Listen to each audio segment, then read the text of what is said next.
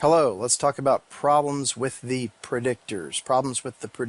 We'll talk about three different kinds of potential problems you might encounter with predictor variables. First, when you think you might have errors in the observed predictor variables. Okay, and one solution to this is something called the SIMEX method. That's an acronym. It stands for simulation extrapolation. Okay, simulation extrapolation. But suppose that we observe predictor variable values x1, x2, etc., all the way up to xn. And for now, let's just suppose that that we just have one predictor variable, one predictor, one response. Okay. I then added a superscript here on these of an O for observed. That's not an exponent. That's just O for observed. These are the values that we observe when we take measurements. Okay. But suppose that they're true. Their actual unobserved values are these values. x1a for actual, x2a for actual, xna for actual. Okay, these things are hidden from view, right? We can't see them, we can't know them. If we did, then we would use them as our observed variable values, and we wouldn't be talking about this. And this can happen if you have some sort of systematic error. So if you build a regression model using the observed values, it won't be quite right, because the response variable is not actually responding to the predictor variable in exactly the way our regression model suggests. Okay, in particular, as we'll see, the slope estimator will be biased low. It'll tend to be lower than it should. Okay, it'll tend to be lower than it should, and we'll see that. We want to try to correct for this bias to get a better estimate for the actual beta 1, the actual slope. So suppose that we have the following relationships. Okay, so xi, this is the ith observed value of our predictor variable. The ith observed value of our predictor variable. And suppose that it's actually equal to some unobservable value, a, the actual value, plus some error. Okay, call it delta I. Okay, delta I. And then y sub I, o, this is our observed response, the ith observed response value. And suppose it's given by some intercept plus beta 1, some slope, times the actual predictor variable there plus some random error. So we're not assuming any additional random error in the response here other than just the usual epsilon I. Okay. Now assume that the deltas and the epsilons have mean 0 and their own variance. Okay, we'll just use sigma epsilon squared to denote the variance of the response errors, the usual ones there, and then we'll use similarly sigma delta squared to denote the variance of the errors in the predictor variable values. Okay. Furthermore, let's assume that the deltas and the epsilons are mutually independent. Okay, they're mutually independent. Now, conditioned on the actual value of the predictor variable xi, and again, as usual, we'll assume that our response is conditionally normally distributed with mean intercept plus beta 1 times xia. Okay, again, all that is that, if we know that here is our xi value, then if there is an actual linear relationship between x and y, then we assume that yi as a random variable is distributed normal with, right, so it sort of has that kind of behavior, normal with mean right here. Where is this point?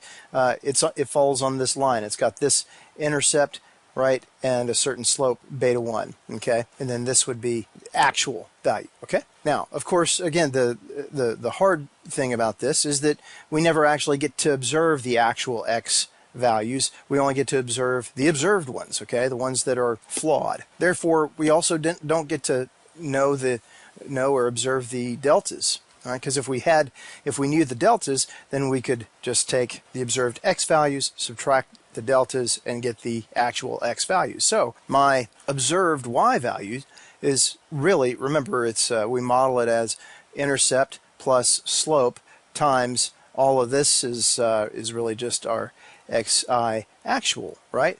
But remember, xi actual we're treating as we're modeling that as xi observed minus delta I, right? Because our xi observed was xi actual plus delta I, okay? Plus delta I, all right? So now it turns out then if you perform the least squares regression and all the usual strokes, you get this kind of partial slope estimate, where, as usual, when we put a bar over something, we're talking about taking the average. So this is the average of all the observed predictor variables. This is the ith one, this is the ith observed response, and this is the sum. In the denominator, we have the sum of the squared deviations between the observed x's and the average of the observed x's, okay? With a little bit more work, turns out if you take the expected value of both sides, turns out you can show, that is, if you take the expected value of this, then that's going to be equal to the expected value of all of that. If you go through all of this, it turns out on the average, then the expected value of our slope estimator is the actual slope estimator times all of this stuff, okay? Now, if all of this stuff here was 1, then it'd be no problem, right? It would be really pretty nice. All this would go away, and we'd have, just as in the usual case, beta 1 hat is an unbiased estimator for our actual slope. Not true in this case. Not true in this case, okay? You see what we have here is this factor is something, it's always less than 1, it turns out. First of all, this is sort of a variance estimate of our x values. It's a variance type calculation, I'll say. What you do is you take the actual, if you forget about this sucker, okay, you've got it's the sum of squared deviations between the actual predictors and their average, okay, and then dividing by n, the number of them. It doesn't really matter in this case if you divide by n or n minus 1, because there's going to be canceling out, because you'll have the same n or n minus 1 factor in the denominator. In the denominator of the denominator and in the denominator of the numerator, okay? So it doesn't really matter what goes there for this purpose. But yeah, so that's what this guy is. This is, what we defined before. It's our variance of the deltas, the errors in our predictors. And this is the symbol we're using for the covariance between our actual predictor variables and the deltas, okay? And this down here, this is 2 of those, okay? This is 2 of those, all right? So what do we have here? Let's see. So this says that our estimator for the slope is going to be biased by a factor of this. So it may seem unintuitive at first that the slope should actually decrease as the predictor error variance increases. But we can see that this is, in fact, the case. Suppose that the random response y is related to the predictor variable x as this. So we're treating x as a deterministic variable there, just something you set, okay? And then y is a random variable that responds to x in this way, okay? You set x here, and then there's some random error delta times the slope.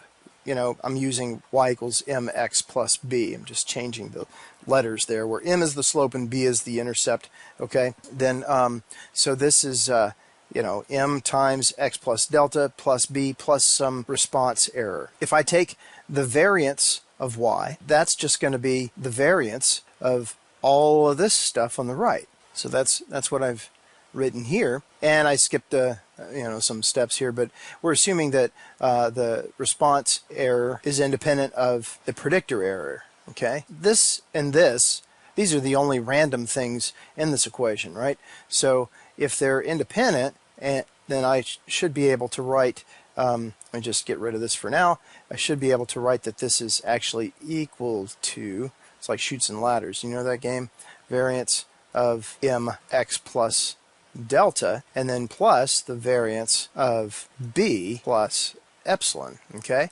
Now, m is a constant, so it's going to pop out of the variance operator, but I got to square it, so it'll be the variance of x plus delta remains there, plus, now b is an intercept, it's constant, so it's going to be the variance of epsilon, okay? Now, x is also not random in this case, so the whole thing is just m squared variance of delta, which we have a symbol for, plus the variance of epsilon, which we have a symbol for, which is the same as this. Now, notice that this is positive, and this is positive, and this is positive, right? Variance is never negative. So this whole thing is non-negative, right? If the variance in our response remains constant, and sort of a typo here, let's get rid of this. If the variance of our response remains constant, and the variance of our epsilons remains constant, then as we increase the variance in our delta, the m squared, or the slope, in fact, has to go down in magnitude. The slope has to go down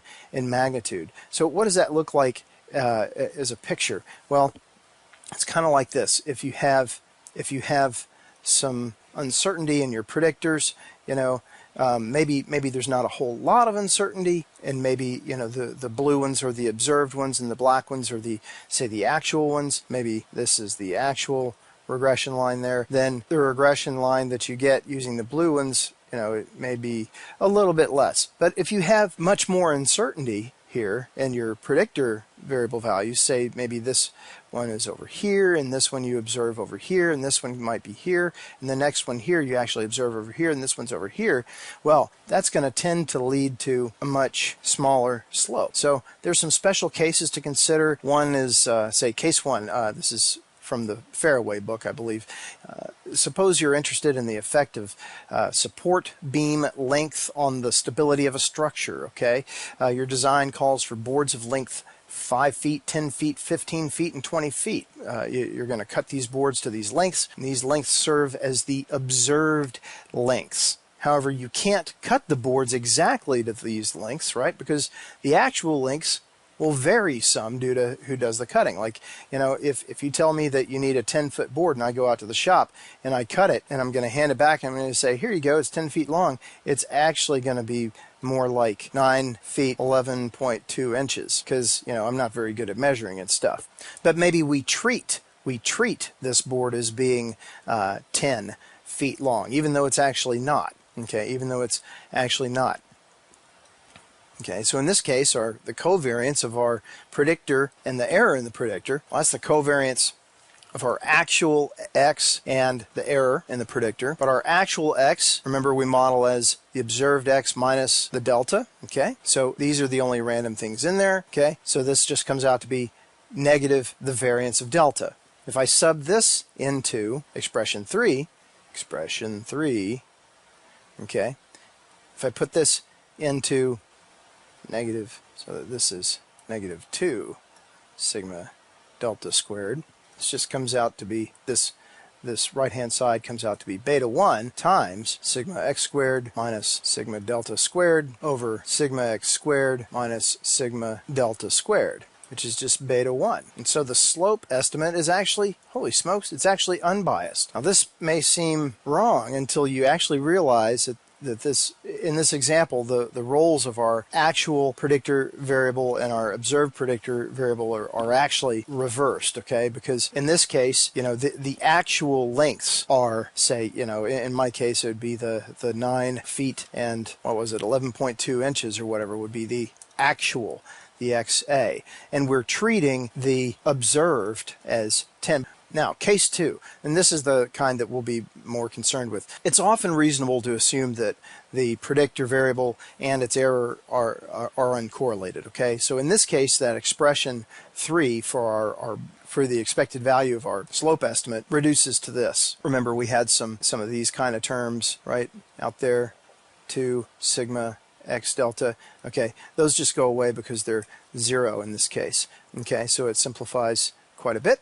And another way to write that is, of course, if you divide the numerator and the denominator both by sigma x squared, you get 1 over 1 plus this ratio. And so that can be a handy way to look at that, because you've just got some 1s there and stuff, and you can quite easily see that this stuff is less than 1, right? Because these things are both positive, so 1 plus something is 1 plus something positive is greater than 1. Okay, so what we'd like to do is maybe estimate this ratio of the variances. That is the ratio of the variance variable values observed. Okay, and this is where simulation extrapolation comes in, the SIMEX method. Okay, and the idea here is to simulate what might happen if you increase error in the predictor variables and see how that changes the slope, and then you back extrapolate to see what the slope might actually be then if there were 0 error there. That is, if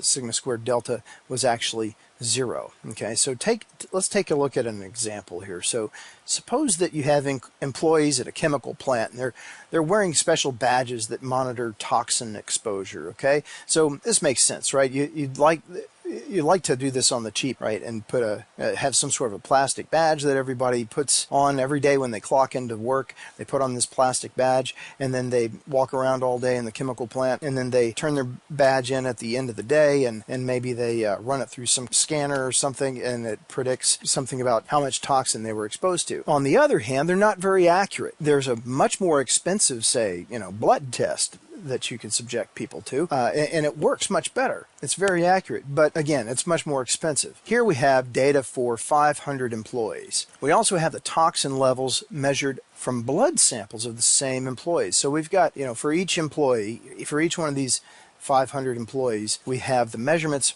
from their blood, which are very accurate, and the measurements from the badges. Okay, and the goal is to compare the prediction accuracy of the badges with the more expensive, messy, but more reliable blood tests. So the badge developers believe the exposure is linearly associated with the blood level of toxin. Okay, let's open up R. So first of all, I don't actually have a data set for this. I'm going to simulate all the data. I'm going to simulate the actual data, which we the actual predictor variable values that we wouldn't observe anyway, and I'm going to also simulate the observed exposure levels. First of all, I'm going to set my seed. I'm going to choose 99. If you're playing along at home, and I hope you are, note that if you use the same seed I do, you might not get the same output. That may have something to do with the version of R that we're running. I'm running version 4.2.2, it looks like. Regardless, I'm going to set my seed because I want to be consistent, at least with my own output. So, but your output would be very similar, okay? So what I'm going to do is I'm going to simulate 500 random uniform variable values, pseudo-random uniforms, that is, between 5 and 10. So between 5 and 10. And I'm going to call those actual badge measurements. Like, say, if we could somehow tune the badges to perform more reliably, or maybe the measurement error from the badges is due to not reading them correctly or something, okay? But this would be the actual badge levels if there was no uncertainty in them, okay? Just to check their uniformity, let's make a quick little histogram, and you'll see that sure enough, they look relatively uniform across 5 to 10, okay? Now, of course, you see quite a bit of ripple there, and that's just because 500 is, sort of relatively small. If you increase that to 500,000, that ripple would begin to disappear because of the strong law of large numbers. Now I'm going to simulate some observed badge levels, okay? And to do that, I'm going to take the actual badge levels, and add some error, okay? I'm going to use random normals for this, norm for normal. I'm going to get 500 of them with mean 0, standard deviation 1. And so that's, we're making an assumption there, right? That is that we're making an assumption on our uncertainty in these badge measurements. I don't know why I've set my seed to 100 down here, but I'm going to just leave it. I'm going to pick a random actual slope. Okay, a random actual slope out of a hat, basically. I'm going to get one of those values from a pseudo-random uniform, right? 2 to 4. So I'm going to pick a random slope between 2 and 4. Between 2 and 4. And we can take a look at it. We're going to pretend like we don't know it, right? Because this would be the thing that we would be trying to estimate. But there it is. It's 2.615532 something. Now I'm going to simulate actual mean response, okay? Like this is sort of maybe we assume that this is the actual regression surface that we would try to be estimating, that we would try to be building a model for, but we wouldn't know it, okay? Or these values would be the fits to that perfect surface, okay? You can see what I'm doing there. I'm taking the actual slope, multiplying by the actual badge readings, and then plus 10. Say 10 is some known intercept or something, okay? Now I'm going to simulate the observed levels from the blood tests. How would I do that? Well, I'm going to take the mean response that I just simulated there and add some normal. Maybe the blood tests aren't entirely accurate. They've got some error to them too. Okay, so let's say 500 of them with mean 0, standard deviation 2. Now I'm going to build what I'm going to call a naive model. This naive model is built just the way, say, we would if we didn't know any better, okay? I'm just going to very simply regress the observed blood level readings, versus the observed badge level readings, okay? The observed badge level readings. This is what you would do, you know, if you didn't know any better. Okay, I'm going to load up the Faraway library there because if you want to, then you can get the 1M summary. That just gives you sort of an abbreviated summary. Okay, you might like that. Okay, let's see. This is so this is the estimate for our intercept, and this is the estimate for the slope. What do you think? I mean, these are actually a little off. The actual intercept was 10, right? And the actual slope was 2.6155, okay? Which, again, you know, we pretend like you don't know. In case you don't know, this str command is really useful to apply to objects. You can see sort of what's in them. So, you know, for example, oftentimes, you know, when you run the LM function to get a linear model, you might be interested in extracting certain things like degrees of freedom for the residuals, or say the fitted values, or the residuals themselves, or the coefficients. And so to see how this works, you just call it up like you would in a data frame. There, you can see the intercepts. You can do the same thing for the residuals. Really useful if you want to plot them, or if you want to do some math on them. I'm going to plot the original variables and put this regression that we just made on it. Okay, so we can take a look, and that's the scatter plot. And this next command, the AV line command, naive.model, blue is the best color, of course. The line weight, I guess, is for the line type there. And drop that line on there, and let's have a look. Okay, all right, so yeah, this blue line is our naive model. Okay, now and then these are the all of the, you know, what we observed. That's how it would go if we weren't doing SIMEX. All right, so for no particular reason, I guess, I've set my seed to 101. And now here is the SIMEX method, okay? First of all, I'm going to be doing a simulation, so I'm going to make some space. I'm going to set up a numerical array of length 1000 here. So then I'm going to set up another one of length 5, where I'm just going to store some average slopes, okay? Yeah, so to take a look at that, slope is just, you know, a bunch of zeros for now. We're going to write over them with our for loop down here. Our average slopes will be the same thing. It would just be 5 zeros, okay?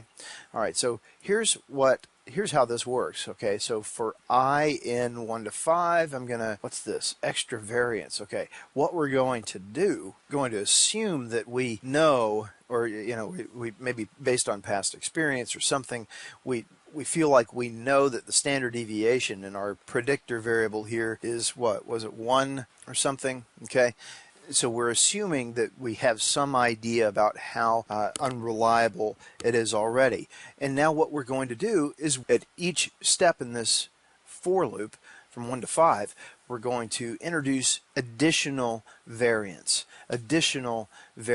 And what happens again when we introduce additional variance into our predictors is we start to see the slope get attenuated. It starts to diminish, right? So that's what we should expect to see. Now, each time we add some additional variance, then we'll come in here, and for 1,000 times, what we're doing here is we're taking our observed badge readings plus some errors, random normal errors, with this additional error added to it. You can see that I've taken the square roots of these things because these things are variances, okay? These are variances. And so then in each case, I'm going to build this model, right? Just regressing observed blood level versus my new perturbed predictor variable values. And I'm going to store the slope. I'm going to store the slope. That's what, okay, if I look at the output of my LM function, the second coefficient in that output, you can try this out,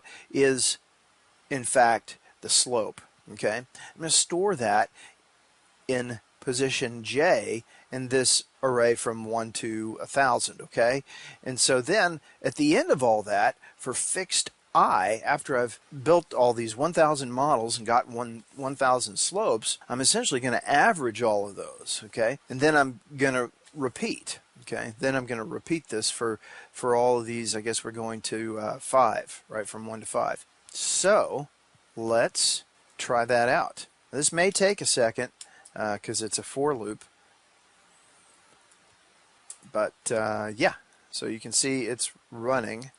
Actually, it went pretty quickly. In this object called variances, I'm gonna set this equal to 1 plus 0, 1 plus 1/5, 1 plus 2/5, 1 plus 3/5, 1 plus 4/5, and 1 plus 5/5. Right? This is a sequence of integers right here from 0 to 5. Okay, so you can see what that does. And again, if you wrap something, a computation in parenthesis, when you're storing it like that, it will spit out exactly what it is. So that's what those variances are. Now I'm going to take a look at those simulated slopes, and you should see that as the variances increase, as the variance in our predictor observations increase, that the slopes sort of have a downward trend. And you can see that I'm getting some errors there, and it doesn't know what naive.slope is, and I think that's probably because I didn't tell it. So let's go back here. Yeah, I think I skipped over this part. How about that? Let's go back here after we constructed our naive model. I'm going to save our sort of naive slope there. Bang. Okay, that's what it was. Now we'll come down here. Okay, here are the variances, and then here are the simulated slopes. Okay, and you can see indeed they do go down. Okay, they're in order of the increasing variance here. Okay, so 1.62, 1.53, 1.45, 1.37 something, 1.3, 1.248. Okay, they are going down. And so now what we'd like to do is sort of back extrapolate, I guess, or just let's just say extrapolate what the slope would be if there was no variance, if there was no uncertainty in our predictor variable. What I mean by that is, suppose we have, okay, so here's 0. So down here we have the variance in the predictor.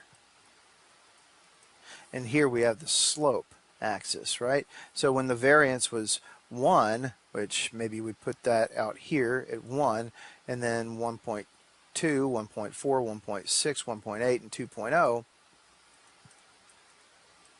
then, what do we see there? We see like 1.62 something, 1.532 something, maybe that's like about here, and then the next one, and the next one, and the next one, and then finally the 1.24 something. And so the idea is we want to guess, what would the slope be if there was zero variance? Okay, well, maybe I could just sort of follow this trend backwards, and maybe it hits right here. So that's SIMEX. Okay, simulation-based extrapolation. We're extrapolating because we're trying to predict a value of something outside of the range of our data here. Okay, and don't get confused here. We're trying to estimate a slope, and so the slope here for this, we're modeling the slope, right? We're modeling the slope with this line, and so the value for the slope that we want is the intercept for this line. Okay, so that's what we are doing. So what I'm going to do then is just that, linear regression. I'm going to linearly regress simulated slopes versus those variances. Now I'm going to, from that line, you can see what this is doing, right? This is plucking out the first coefficient, which is the intercept from that model, which is our estimate for the slope, right? Simulated slopes, yeah. So now what I'll do is actually plot this. We didn't see that, right? Slopes. Yeah. So this right here, this is our estimate for, I believe that's right, for the slope when the predictor variance is actually 0. So now what I'll do is I'll make a plot, and you'll see that this should look kind of like what I was describing there. Okay. Yeah, sure enough.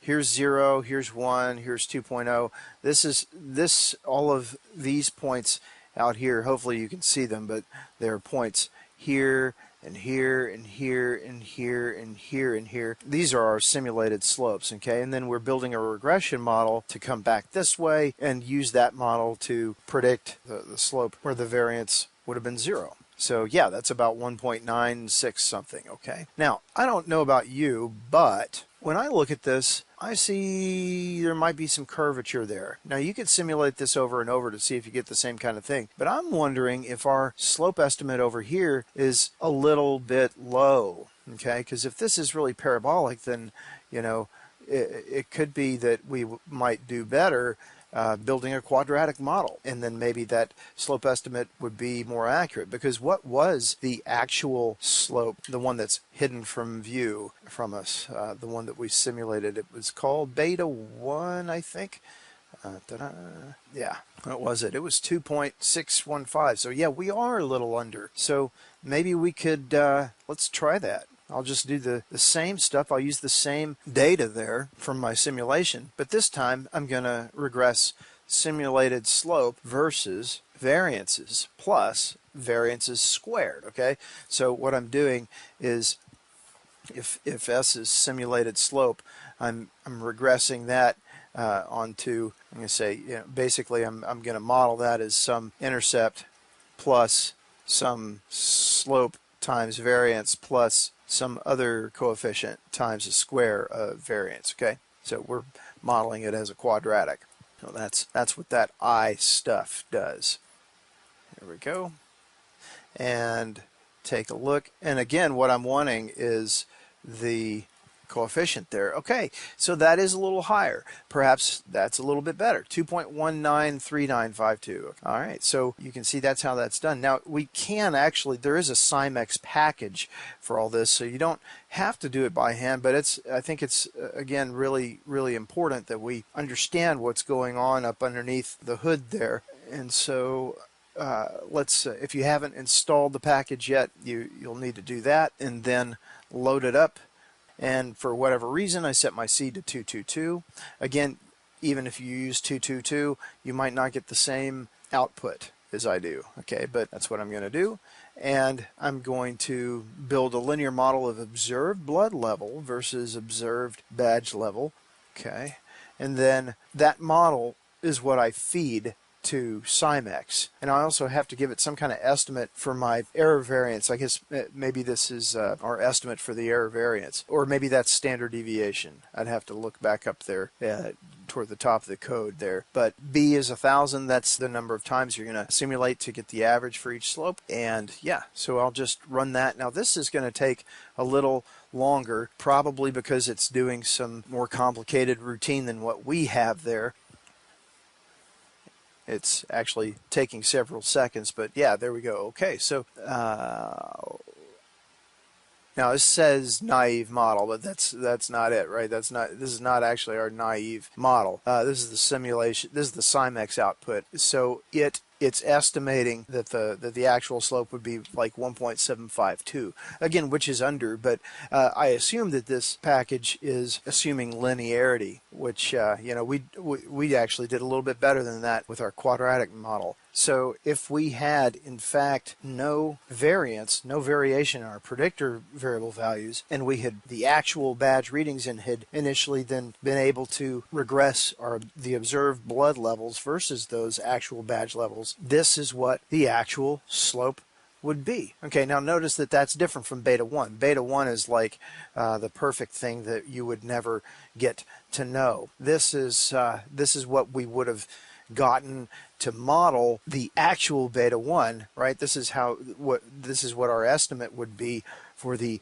actual beta 1 if there was no uncertainty in our predictor variable values. And again, what did we get for our SIMEX output there when we did the quadratic model? Hopefully it's pretty close to 2.5. Yeah, it's all right. It's not bad.